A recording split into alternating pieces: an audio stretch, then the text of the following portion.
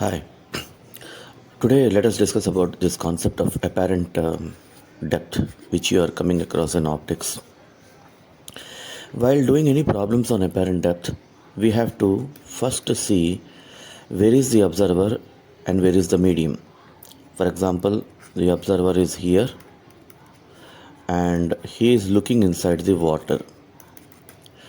That means the observer is in the rarer medium and he is looking into the denser medium. So he looks an object here which is, let us say, at a depth of y inside the water. Remember, when he is looking from rarer to denser, the object appears to be closer. That means this object won't be available here to his eyes, but here. So there will be a reduction in the depth. So what will be the reduction means y divided by mu. So this gap which I am showing here in this blue color, this is called apparent depth, which is nothing but the total is y minus y by mu.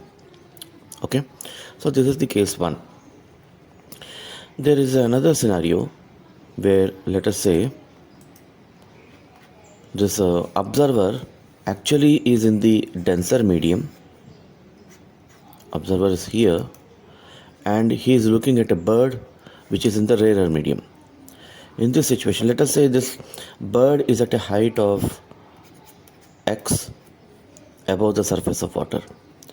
Here what happens when the object is seen from the denser side to the rarer side, object appears to be farther. That means actually he will see here. Okay, so this distance we get it by mu times x. Okay, here mu is the mu of the water, here the mu is the mu of the medium.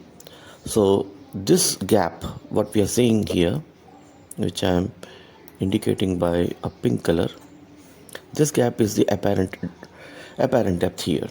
So how much is it? It is mu x minus x, or mu minus 1 into x. So while solving the problems, we have to see where is the observer and where he is looking at.